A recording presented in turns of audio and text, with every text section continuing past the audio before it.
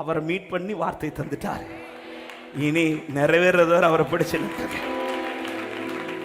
ஆனா ஒரு டைம், ஒரு கரு வெளியில வர்றதுக்கே ஒரு குறித்த காலம், 10 மாசம்.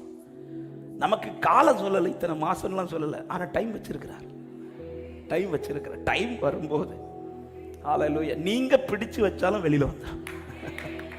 நீங்க பிடிச்சு வச்சாலும் டைம் வந்துருச்சுன்னா கையில வந்துடும்.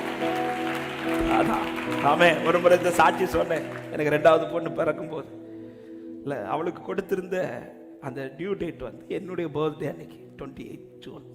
அப்போ எனக்கு ரொம்ப ஆசை. என்ன ஆசை? என் பிள்ளை என் பர்த்டேக்கே பிறக்கணும், செலவும் கம்மி, ஒரே கேக்கில் முடிச்சிடலாம். அப்போ நாங்கள் வெயிட் பண்ணுறோம். 27th ஈவினிங் காலையிலேருந்தே அவளுக்கு பெயின் இருந்திருக்கு, தெரியலை. இதுதான் டெலிவரி பெயின் எங்களுக்கு தெரியலை. ஈவினிங் சரி ஹாஸ்பிட்டலில் போய் அட்மிட் பண்ணலாம், நாளைக்கு டெலிவரி, அடுத்த நாள் டெலிவரி.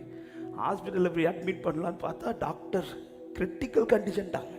பிள்ளை இப்போ கொஞ்ச நேரத்தில் வெளியில் வந்துடும். நீங்கள் இவ்வளோ நேரம் ஏன் வச்சுட்டு இருந்தீங்கன்ட்டு என் ஒய்ஃபு சொல்கிறேன், டாக்டர் ஒரு 5 மணிக்கு வெயிட் பண்ணிங்கன்னா, ஒரு 5 hours வெயிட் பண்ணிங்கன்னா ஒரே கேக்கில் முடிஞ்சிடும்.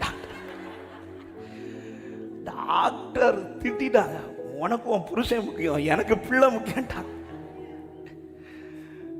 அவங்க வெயிட் பண்ணல, ஏன்னா உள்ள கொண்டு போறாங்க. 20 minutesல நினைக்கிறேன் பிள்ளை வெளியில வந்துருச்சு.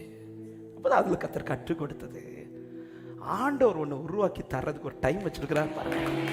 அந்த டைம்ல வரும்போது நீ தூங்கிட்டு இருந்தாலும் தட்டி காமிப்பார் என்று விசுவாசிக்கிறோம். நல்ல கைகளை தட்டி ஹல்லேலூயா.